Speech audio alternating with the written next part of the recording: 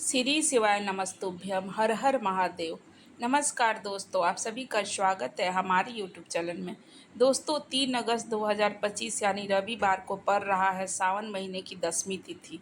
और दोस्तों यह वह तिथि है जो सावन महीने में पड़ने वाली सबसे बड़ी तिथि है, क्योंकि यह रविवार के दिन पड़ रही है और इसका बहुत ही बड़ा खास विशेष महत्व होता है। और पूज्य गुरु जी ने कहा है कि अगर कभी भी मौका लग जाए, सावन महीने की 10वीं तिथि रविवार को पड़ जाए, तो आप लोगों को एक 11 गेहूं के दाने का उपाय अवश्य करना चाहिए। इन दोनों का संयोग बहुत ही कम आता है। और दोस्तों पूज्य गुरु जी ने अपनी शिव महापुराण कथा में बताया है कि इस दिन आपको 11 गेहूं के दाने वाला उपाय तो अवश्य करना चाहिए, क्योंकि ऐसा दिन पूरे साल में सिर्फ एक ही बार आता है। और दोस्तों आप सभी लोग जानते हैं कि रविवार का अगर सबसे बड़ा कोई उपाय है वह 11 गेहूं के दाने वाला उपाय है। तो इस रविवार के दिन आप लोगों को इस 11 गेहूं वाले दाने का उपाय जरूर करना चाहिए। बहुत सारे लोग होंगे जिन लोगों ने इस उपाय को ना किया हो, मतलब पूरा साल निकल गया और अभी तक उन्होंने किसी भी दिन 11 गेहूं के दाने वाले उपाय को न किया हो, तो आपके पास एक आखिरी मौका बचा हुआ है 3 अगस्त के दिन। तो इस दिन आप लोगों को इस वाले उपाय को जरूर करना चाहिए। भले ही आपने सारे पूरे साल भर इस उपाय को न किया हो, पर अगर आपने इस सावन महीने के रविवार के दिन अगर इस वाले उपाय को कर लिया, तो आपको इस उपाय को करने का वह फल मिलेगा जिसकी आपने कभी कल्पना भी नहीं करी होगी। इसीलिए आप लोग इस उपाय को एक बार ज़रूर ध्यान से सुन लें, ताकि आप लोगों के हाथ से मौका न निकल जाए और आपको इस उपाय को करने का फल मिले। दोस्तों यह उपाय पंडित जी ने अपनी अभी की ही शिव महापुराण कथा में बताया है कि जिस उपाय को आज हम आपको बहुत ही अच्छे से समझाने वाले हैं। इस वीडियो को देखने के बाद आपको इस उपाय को समझने के लिए दूसरा कोई भी वीडियो देखने की जरूरत नहीं पड़ेगी। चलिए दोस्तों उपाय को शुरू करते हैं। देखिए, यह इस सावन महीने के रविवार के दिन यह इतना खास होता है, इतना महत्वपूर्ण होता है। देखा गया है कि कभी कभी बड़े बड़े पूजा पाठ अनुष्ठान से जो मनोकामना पूर्ण नहीं होता, वह इस महीने के रविवार के दिन एक छोटे से उपाय करने से ही हो जाता है, आपकी मनोकामना पूरी। और बहुत सारे लोगों ने इस उपाय को किया भी है और उनको इस उपाय का फल भी जरूर मिला है। अगर आप लोग इस उपाय को रविवार 10वीं के दिन करना चाहते हैं, तो आप इस उपाय को पहले अच्छे से समझ लेना, सुन लेना, उसके बाद करना। आपको इस उपाय का फल जरूर मिलेगा। इस उपाय को कर लेने से आपके घर में चाहे किसी भी प्रकार की दुख समस्या क्यों न चली आ रही हो, आपको इसका कारण भी पता नहीं है, यह समस्या किस कारण से चल रही है, सब कुछ उसका कुछ भी कारण हो सकता है। पितृदोष हो सकता है, मंगल दोष हो सकता है, या कोई भी दोष हो सकता है। तो इस दिन आप लोगों को यह वाला उपाय कर लेना है। यह एक ऐसा उपाय है जिस उपाय को अगर किसी विशेष दिन पर किया जाए, तो उस विशेष दिन का जो फल मिलता है वह बहुत बड़ा फल मिलता है। तो हमें उससे भी बड़ा फल मिलता है और फल बहुत जल्दी मिलता है, क्योंकि आप इस उपाय को बहुत ही बड़े और विशेष दिन पर कर रहे हो। तो चलिए अब उपाय के बारे में बात करते हैं, लेकिन इससे पहले आप लोगों से यह जानना आवश्यक है कि आखिर ये उपाय किस समय करना है, किसको करना है और कैसे करना है।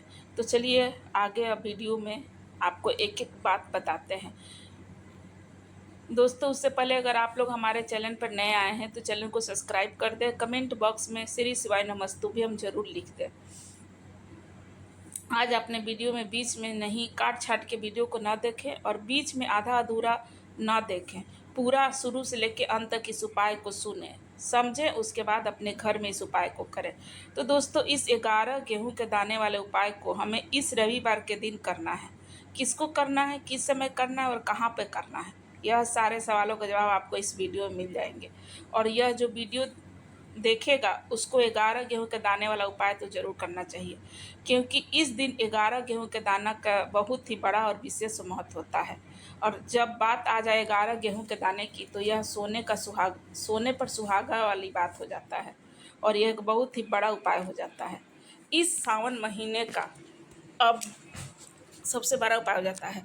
अब हम समझते हैं इस वाले उपाय को हमें करना किस समय है। इस 11 गेहूं के दाने वाले उपाय को हमें इस रविवार के दिन करना किस समय है। तो देखिए, इस उपाय को करने का समय सुबह का समय है और शाम का भी है।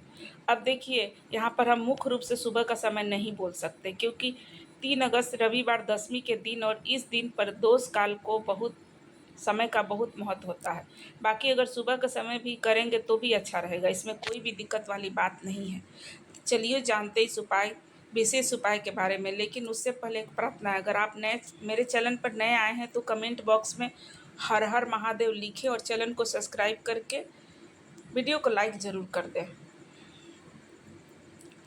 तो चलिए अब हम सबसे पहले बात कर लेते हैं। देखो, गुरुजी ने कहा है कि अगर रविवार के दिन सावन महीने की 10वीं तिथि पड़ गई तो इस दिन आपको 11 गेहूं के दाने वाला उपाय तो अवश्य ही करना चाहिए। तो देखो यह उपाय यदि आपके जीवन में कर्जा बहुत अधिक है और आपके जीवन में संकट बहुत अधिक है, आपके ऊपर बहुत सारा विपत्ता आ रही है, बार बार आपको अपने व्यापार में और अपने धन में हानि हो रही है, यानी कि आपको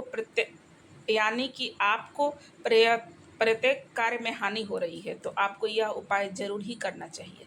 देखिए, इस उपाय के लिए आपको 11 गेहूं के दाने लेने हैं। ठीक है, 11 गेहूं के दाने के बाद आपको ज़रूरत होगी चावल के 11 दानों की।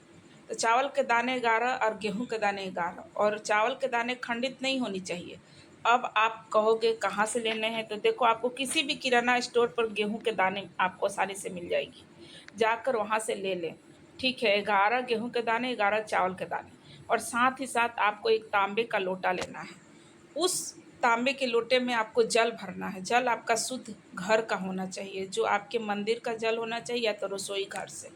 अब आप यह सब सामग्री लेकर पहुंचेंगे महादेव के शिवलिंग के पास। शाम के समय अगर आप जा रहे हैं तो जब आप यह उपाय करेंगे तो आपको फेस उत्तर दिशा में करना है। अब यहाँ पर जो मैं आपको क्रम बताने जा रही हूँ, उस क्रम में आपको बहुत ध्यान से सुनना है। महादेव को अगर कोई सबसे प्रिय है ना, तो उनकी सबसे छोटी बेटी माता अशोक सुंदरी है। जो आपके पास में चावल के 11 दाने हैं ना, उन 11 के चावल के दानों को माता अशोक सुंदरी के स्थान पर आपको अपना नाम गोत्र बोलते हुए वहाँ पे समर्पित कर देना है। 11 चावल के दाने बिल्कुल सही होना चाहिए, कहीं से भी खंडित टूटा फूटा नहीं होना चाहिए। वो माता अशोक सुंदरी के पास आपको समर्पित कर देना है। अब और चावल के दानों को रखने के बाद जो आपके पास में तांबे का लोटा है ना, उस लोटे के जो घर से आप जल लेकर गए हैं, वहीं लोटे को कभी भी हम जल नहीं चढ़ाएंगे, कहीं भी हम जल नहीं चढ़ाएंगे। सिर्फ और सिर्फ माता पार्वती के जो हस्त कलम आपको दिख रहा है, वहीं पर गोल गोल आपको समर्पित करना है। उसी जल को और कहीं नहीं डालना है, ना तो माता अशोक सुंदरी के स्थान पर, ना तो शिवलिंग के ऊपर। सिर्फ आपको यहाँ पे गोल गोल जलाधारी पर आपको उस जल को समर्पित करना है। अब आपके पास में बचे हुए 11 गेहूं के दाने हैं। उन्हें 11 गेहूं के दाने को आपको अपनी मनोकामना, अपने विशेष मनोकामना बोलते हुए महादेव के शिवलिंग के पास ऊपर महादेव के शिवलिंग के ऊपर आपको वैशाख सप्तमी के दिन प्रदोष काल में समर्पित कर देना है। आपको वहाँ पे दशमी के दिन समर्पित कर देना है। जो आपकी जो भी मनोकामना होगी, जो भी विश होगी, महादेव पूरी करेंगे। अन्न को समर्पण करने से, खासकर गेहूं को समर्पण करने से हमारी सारी इच्छाएं पूरी होती है। और अगर वह दिन रविवार का दिन हो तो उससे सुंदर संजोग कुछ भी नहीं हो सकता। आपकी इच्छाओं को पूरा करने के लिए बहुत स्पेशल, बहुत प्यारा सा उपाय आप सभी को बताए हैं। इस उपाय को आप जरूर करें। यह उपाय प्रदोष काल में करना है। तो गुरुजी ने कहा है, भगवान शिव के शिवलिंग के पास 33 कोटि देवी देवताओं का वास होता है। अगर हम शिवलिंग के सामने कुछ भी उपाय करते हैं तो हमारे सभी देवता हमसे खुश हो जाते हैं। यह उपाय आपको अवश्य करना चाहिए। देखो, सुबह के टाइम नहीं कर सकते तो ठीक है, अब बात आप शाम के समय ज़रूर कर सकते हैं। उस उपाय को एक बार इस उपाय को आप लोग करें और फिर आप लोग देखें कि आप लोग के क्या फ़ायदा होता है। धन्यवाद।